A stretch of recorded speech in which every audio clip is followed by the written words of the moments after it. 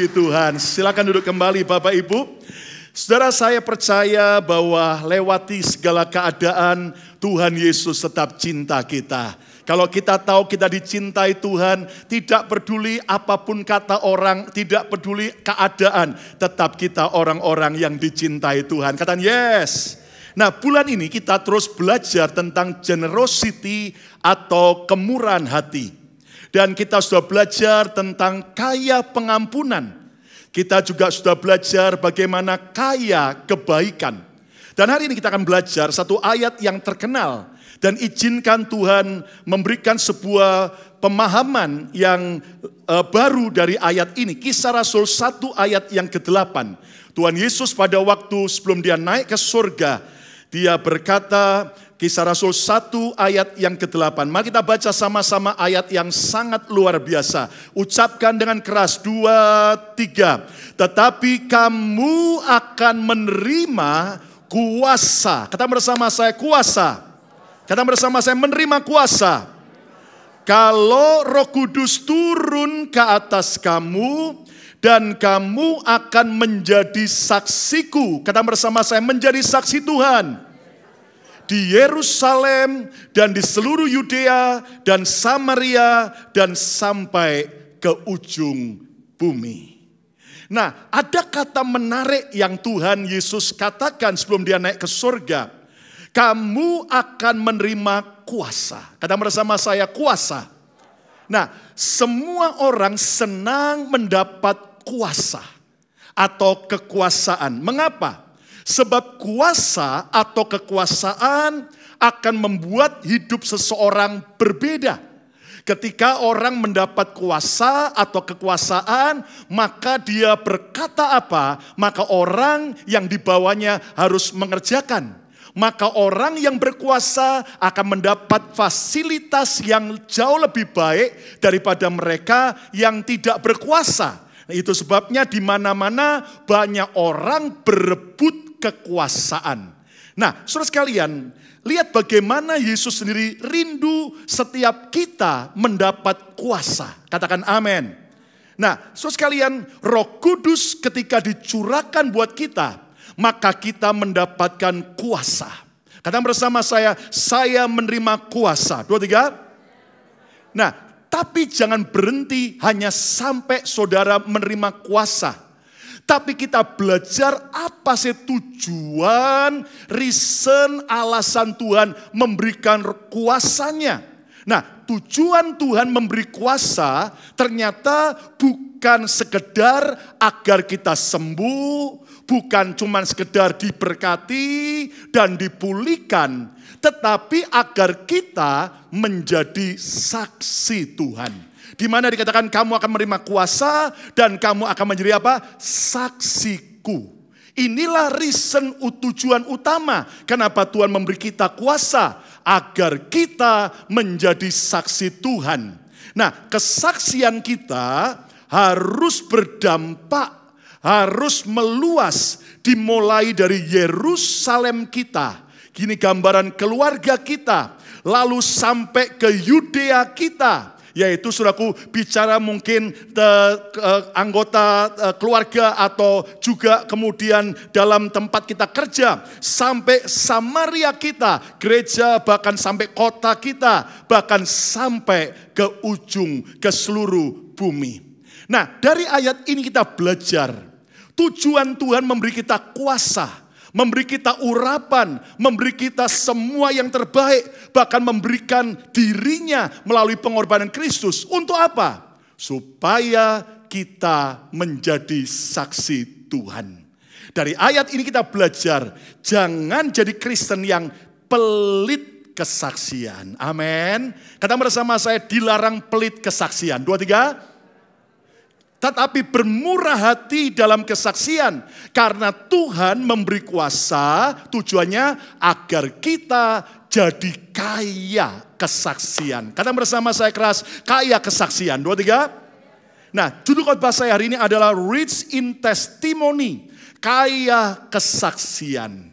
Orang yang tidak pelit tetapi generous Dia akan menjadi orang yang bukan generous dalam soal pengampunan, bukan cuma generous dalam soal kebaikan, tapi juga jadi orang yang kaya, generous dalam soal kesaksian, rich in testimony.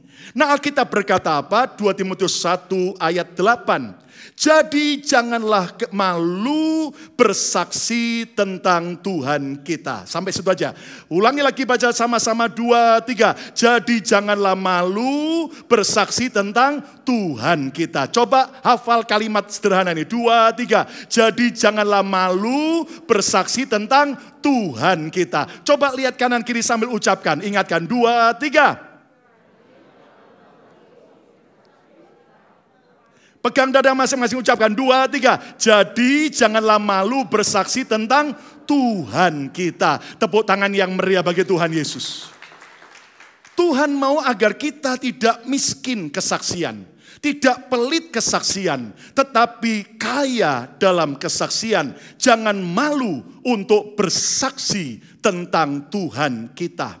Mengapa kita harus kaya kesaksian? Ternyata sebab kesaksian kita akan berdampak dimulai dari diri kita, tetapi akan berdampak dalam kehidupan banyak orang. Nah, sekarang pertanyaannya, Pastor Lukas, saya mau bersaksi, tapi bagaimana caranya? Apa yang saya saksikan? Cara bersaksi ada 3 hal. Yang pertama, bersaksi melalui pengalaman hidup kita. Saudara, bagaimana Anda kenal Yesus? Bagaimana hidup kita diubahkan Tuhan? Bagaimana dulu kita sakit disembuhkan? Bagaimana dulu kita orang yang putus asa, orang yang pemarah, akhirnya berubah jadi penyabar dan penuh sukacita. Nah, itu adalah kesaksian dari pengalaman hidup kita. Nah, yang kedua, cara bersaksi melalui teladan hidup kita. Di mana kita memberikan contoh bagaimana dulu saya orang yang suka benci, pelitnya dalam soal mengampuni. Sekarang orang nyakiti saya tanpa orang minta maaf, saya sudah lepaskan pengampunan. Oh, dulu saya adalah orang yang sangat jahat sekali, sekarang saya menjadi orang yang berubah. Nah, ini adalah kesaksian selain melalui pengalaman hidup kita, tapi juga oleh teladan hidup kita. Dan yang ketiga, cara bersaksi melalui firman yang hidup. Saudara, jangan cuma hanya menyampaikan pengalamanmu dengan Tuhan, bukan cuma keteladanan kita, tapi bagikan kebenaran firman. Alkitab berkata, hanya satu juru selamat di dunia. Di dunia banyak nabi, di dunia banyak agama, tapi hanya satu jalan ke surga. Hanya percaya Yesus Kristus Tuhan. Ya, kurang semangat. Lebih semangat. Amin. Nah, saudara sekalian, inilah 3 cara sederhana untuk kita bersaksi. Nah, saya mau ceritakan kehidupan seorang yang hidup pada tahun 1788 sampai 1850. Wih, lama banget. Nama orang itu adalah Adoniram Judson. Dia tinggal di Amerika, dia lahir di Amerika. Dan ayah daripada Adoniram Judson adalah seorang pengkhotbah di Amerika. Jelas orang tuanya, ayah dan ibunya berharap agar Adoniram kelak menjadi seorang hamba Tuhan. Tetapi yang terjadi, saudara sekalian, sayangnya ketika Adoniram bertumbuh jadi seorang teenager dan mulai masuk ke kuliah, apa yang terjadi? Dia dipengaruhi oleh salah seorang teman kuliahnya yang ateis, yang tidak percaya adanya Tuhan, yang benci kekristenan, dan teman itu bernama Jacob Ames. Jacob Ames ini mempengaruhi Saudara Adoniram Judson ini. Dia ketika mereka bertemu di College of Rhode Island, ya, atau sekarang dikenal dengan Brown University yang ada di Rhode Island, ya saudaraku. Nah, apa yang terjadi? Dan hal itu membuat akhirnya Adoniram Judson meninggalkan imannya. Dia tidak lagi percaya Yesus. Bahkan dia menyatakan, aku ateis. Dia tinggalkan Tuhan, dia tidak percaya Tuhan. Jelas ayah dan ibunya sedih, hancur hati. Nangis mendoakan mereka supaya mereka dipulihkan. Supaya Judson dipulihkan. Tetapi apa terjadi, saudaraku? Judson justru mengeraskan hatinya, malah berdebat, bahkan dia tinggalkan rumah orang tuanya. Apa yang terjadi? Ternyata doa orang tua, doa orang benar besar kuasanya. Saudaraku, tepatnya tahun 1808, ketika saudaraku Adoniram Judson dalam keadaan sudah bekerja sekuler dan sukses. Tahun 1808, dia berkunjung ke kota New York. Dan saat itu New York jelas tidak seperti hari ini, tetapi cukup padat. Tetapi saudara sekalian, ketika dia mulai mau nginap di sebuah hotel, maka dia datangi pemilik hotelnya yang menjadi resepsionis dan berkata, wow, sayang, ini hotel sudah penuh semua kamarnya. Tapi kalau kamu mau sih, hanya sisa 1 kamar, tapi kurang bagus kondisinya. Bahkan bersebelahan dengan seorang tamu yang sedang sakit dan sekarat. Nah, karena tidak ada lagi tempat, dia bilang, oke, nggak apa-apa. Asal kamu nggak takut loh, kalau sebelahmu itu orang yang sekarat sedang sakit. Oh nggak apa-apa, saya tidak percaya Tuhan, saya tidak takut dengan kematian. Anda tahu, akhirnya Adoniram Judson masuk ke kamar itu. Dan ternyata dengan kamar sebelah, itu hanya berbeda dengan papan yang tipis. Dan semalaman itu Judson tidak bisa tidur. Kenapa? Dia dengar dari kamar sebelahnya erangan kesakitan, erangan yang mengerikan dari orang yang sedang sekarat. Dan Anda tahu saudaraku, teriakan ketika orang itu ketakutan menghadapi kematian. Dan saudaraku, sampai sekian jam tiba-tiba tidak lagi terdengar suara erangan. Judson berpikir, 2 kemungkinan, orang yang di kamar sebelah sudah tidur ataukah sudah berangkat. Dan Anda tahu, keesokan paginya waktu Judson turun ke lobi, dia baru tahu dari pemilik hotel bahwa orang yang di sebelah kamar itu sudah meninggal. Dan dia kaget ketika diberitahu oleh pemilik hotel itu, orang yang meninggal itu seorang pengusaha sukses yang bernama Jacob Ames. Dia kaget, Jacob Ames. Dan itulah teman kuliahnya yang telah membawa dia tinggalkan Yesus.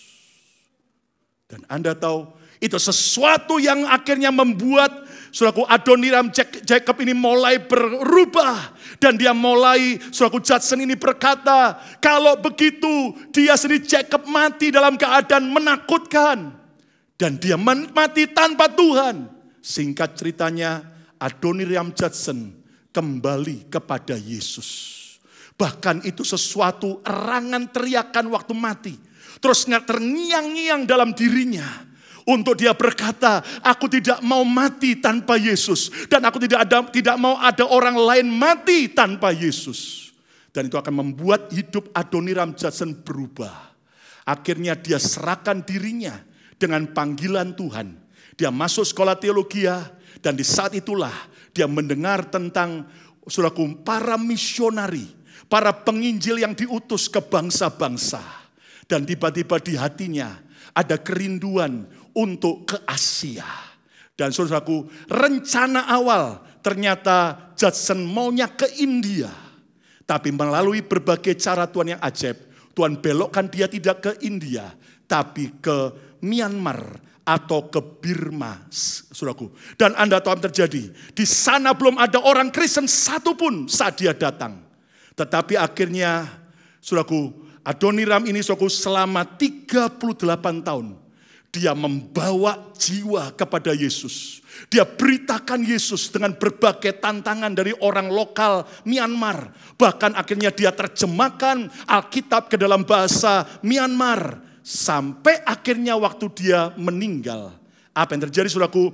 Adoniram Judson waktu dia meninggal, saudaraku, sudah ada 63 gereja dan lebih dari 7.000 orang Kristen. Hari ini di Myanmar sudah ada 6 juta orang Kristen.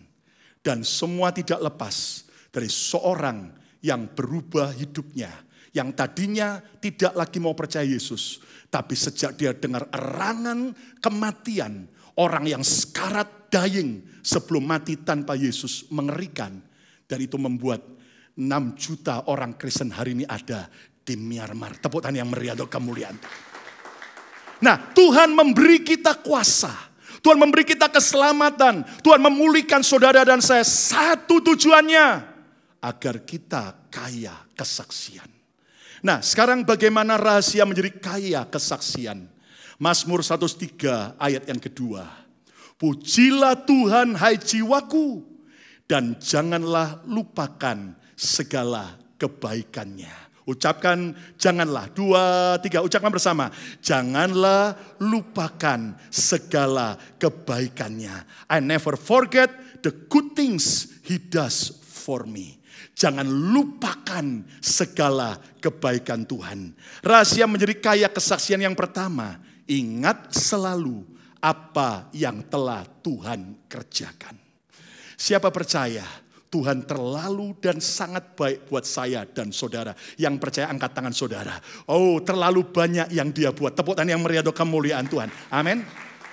Di tengah orang-orang yang meninggal karena COVID. Kalau hari ini saudara dan saya masih bisa ibadah, bukankah ini karena kebaikan Tuhan? Ketika sudah ada orang di Indonesia begitu rindu ke Amerika, ngeplay visa ditolak. Tapi kalau saudara ada di Amerika hari ini, bukankah itu satu kemurahan Tuhan? Ada banyak hal yang kita bisa ingat bagaimana Tuhan itu sudah sangat baik. Nah, Alkitab berkata, jangan lupakan segala kebaikan Tuhan. Baik yang besar maupun yang kecil-kecil. Baik yang spektakuler maupun kebaikan Tuhan yang seolah-olah sederhana. Ingat selalu apa yang telah Tuhan kerjakan. Caranya bagaimana? Jangan anggap segala sesuatu terjadi secara kebetulan. Percayalah dalam hidup ini tidak ada yang terjadi kebetulan. Semua terjadi dengan campur tangan Tuhan. Gak percaya, sederhana aja. Udah gak usah lihat planet-planet yang lain. Nanti Anda pulang lihat wajah saudara. Atau nanti sebelum perjamuan ke kamar mandi dulu. Jangan rombongan semua nanti rapat. Ada lihat di Cermin betapa Tuhan itu campur tangan semuanya. Anda tahu saudaraku, kenapa? Lihat sejak lahir bayi. Rambut di atas kepala sama-sama tumbuh dengan alis. Tapi heran, rambut di atas kepala terus tumbuh, alis enggak tumbuh-tumbuh, saudaraku. Bayangkan kalau seandainya Tuhan lupa, hanya beda berapa senti antara di atas dan alis. Kalau Tuhan lupa ini juga tumbuh panjang. Pagi hari ini sudah dengar khotbah. Sebentar Pak Lukas, saya masih ketutup. Lihat hal yang sederhana aja. Tuhan itu campur tangan. Makanya jangan lupakan kebaikan Tuhan. Tepuk tangan yang meriah untuk kemuliaan Tuhan. Amin, saudaraku. Hargai campur tangan Tuhan di setiap peristiwa yang terjadi. Nyaris kecelakaan. Hanya selisih berapa detik. Itu karena Tuhan campur tangan. Tiba-tiba yang lain dirampok. Saudara tiba-tiba nyaris. Nah, itu semua campur tangan Tuhan. Kalaupun saya diizinkan Tuhan terampokkan Pak. Itu semua ada maksud Tuhan. Kenapa? Melalui kerampokan akhirnya justru dapat surat visa.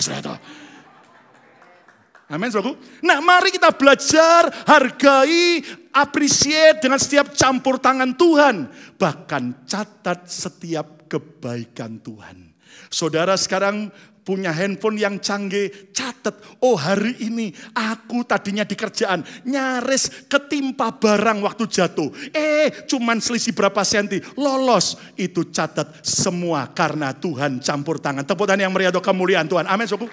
Jangan cuma sibuk melihat besarnya masalah saudara. Tapi mari kita sibuk menghitung berkat-berkat Tuhan. Berkat Tuhan bukan cuma soal uang. Berkat Tuhan itu banyak. Masih bisa nafas. Coba tarik nafas. Iya, gratis enggak? Itu termasuk berkat Tuhan. Tepuk tangan yang meriah untuk kemuliaan Tuhan. Amin, saudaraku. Nah, mari kita belajar untuk apa? Jangan lupakan kebaikan Tuhan. Ingat selalu apa yang telah Tuhan kerjakan. Yang kedua, saudaraku, rahasia menjadi kaya kesaksian. Mazmur 96 ayat 3. Ceritakanlah keagungan Tuhan kepada bangsa-bangsa dan perbuatannya yang perkasa kepada umat manusia. Lihat, Alkitab mengajar kita, ceritakanlah keagungannya, kebaikan Tuhan, perbuatan yang perkasa dari Tuhan kepada bangsa-bangsa, kepada umat manusia. Yang pertama tadi, ingatlah setiap kebaikan Tuhan, jangan lupakan. Yang kedua, ceritakan apa yang telah Tuhan kerjakan. Tell others of what God has done. Ceritakan, sharing untuk Anda membagikan. Ingat, saudaraku, minggu lalu kita harus belajar men-sharingkan kebaikan. Tapi bukan cuma di situ, tapi juga sharingkan, ceritakan tentang Tuhan dalam hidup saudara. Nah, saudara sekalian, caranya bagaimana? Jangan malu berbagi kesaksian. Enggak apa-apa, saudaraku. Walaupun kadang-kadang ngomongnya salah waktu kesaksian, ya toh. Enggak apa-apa, tapi yang penting sharingkan, berani ceritakan. Katakan yes. Ada orang Kristen bilang begini, dia bilang sama teman, kamu tahu bro, tadi saya tanya sama pendeta lu, jawaban pendeta mantep bro. Emangnya apa yang kamu tanya sama pendeta? Pendeta, di sorga itu ada rokok tidak? Lalu pendeta senyum, oh di sorga ada rokok. Wow bro, saya seneng kalau ternyata di sorga ada rokok. Terus gimana? Tapi pendeta jawab kemudian, kamu tahu di sorga ada rokok? Ya ada, kata pendeta. Terus saya tanya, jadi gimana? Tapi sayang, di sorga tidak ada api. Lah di mana ada api? Lewat dikit dari sorga, neraka banyak api. Nah, saudaraku, kadang-kadang kita cerita yang konyol, nggak ada masalah. Tapi ternyata jangan malu bersaksi. Terus bersemangat menceritakan kebaikan Tuhan. Nggak ada yang amin.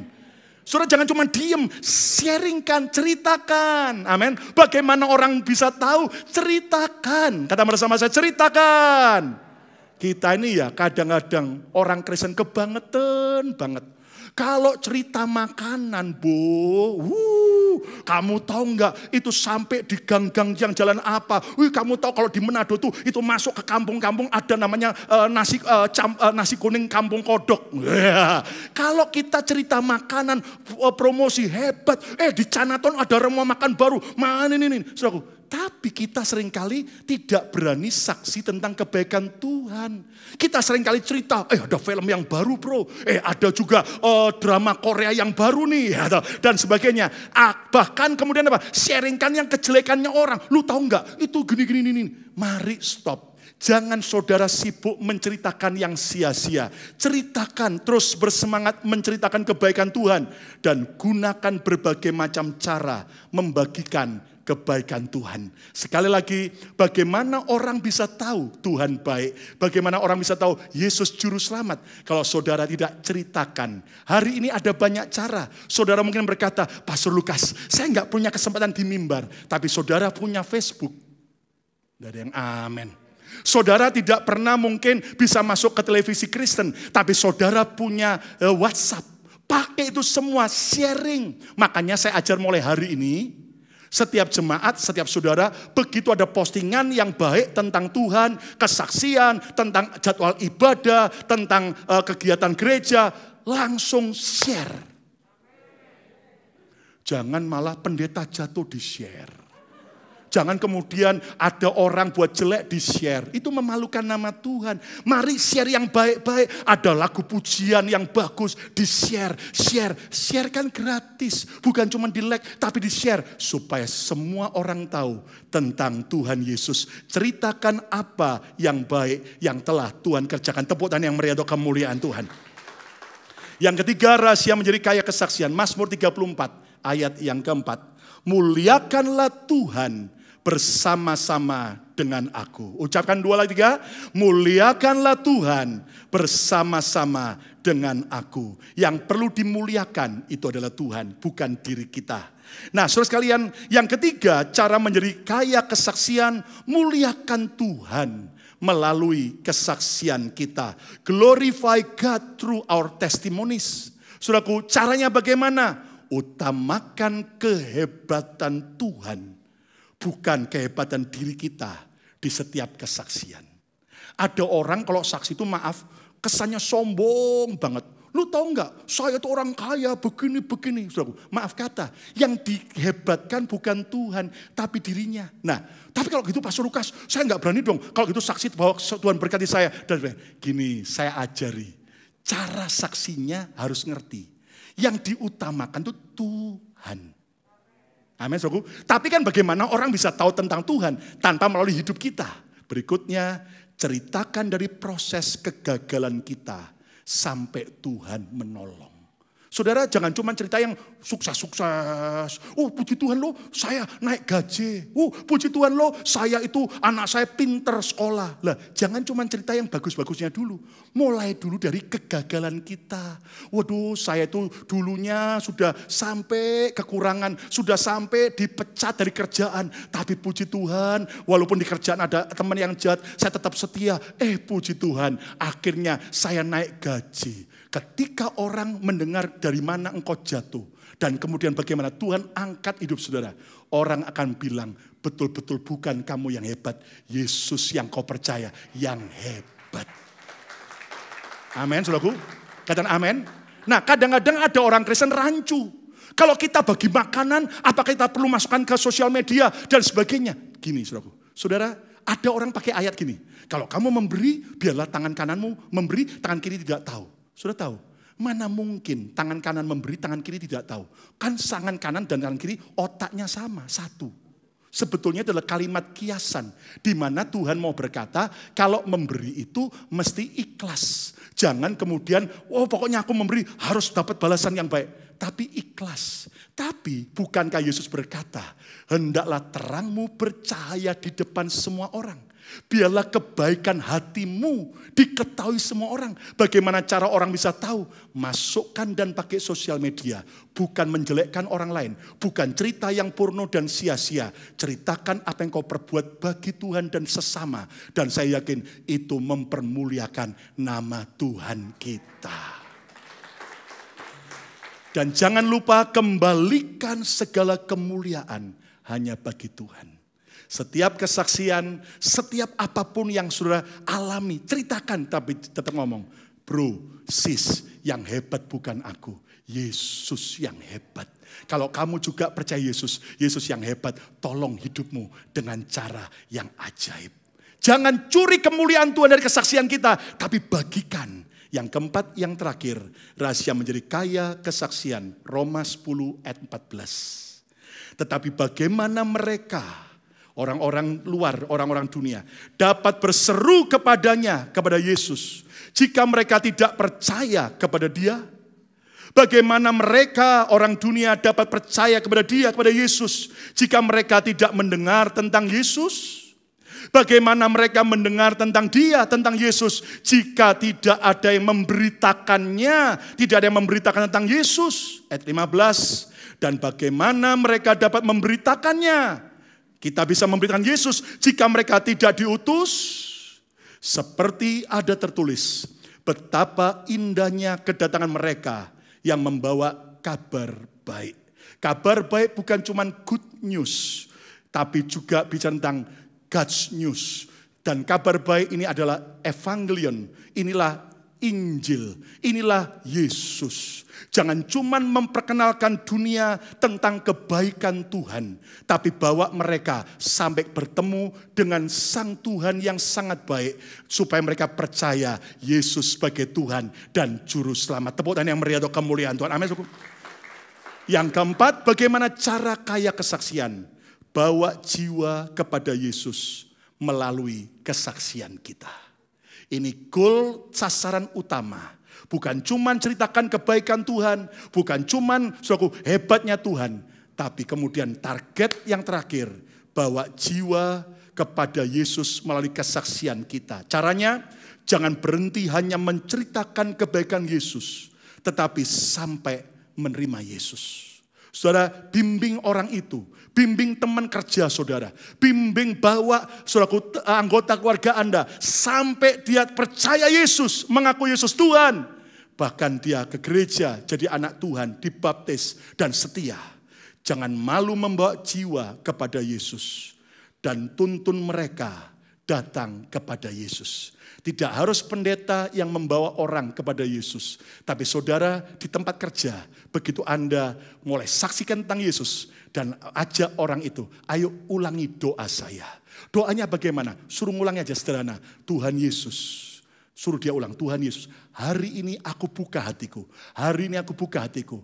Aku sadar aku perlu keselamatan. Aku sadar aku perlu keselamatan. Aku sadar aku orang berdosa. Aku sadar aku orang berdosa. Hari ini aku buka hatiku, percaya Yesus sebagai Tuhan Juru Selamat. Hari ini aku buka hatiku, percaya Yesus sebagai Tuhan Juru Selamat. Aku terima Yesus sebagai Tuhan dan Juru Selamatku. Aku terima Yesus sebagai Tuhan dan Juru Selamatku. Mulai hari ini aku jadi anak Tuhan. Mulai hari ini aku jadi anak Tuhan. Aku percayakan hidupku kepada Yesus. Aku percayakan hidupku kepada Yesus. Maka sudah sah. Dia jadi anak Tuhan. Barang siapa mengaku dengan mulut, percaya di hati bahwa Yesus Tuhan, ia diselamatkan. Lalu bawa dia ke gereja. Sampai dibaptis. Kenapa? Bukan cuma perlu terima keselamatan. Tapi perlu menghidupi keselamatan. Merawat dan memelihara keselamatan. Sampai akhir hidupnya dia benar-benar ikut firman Tuhan.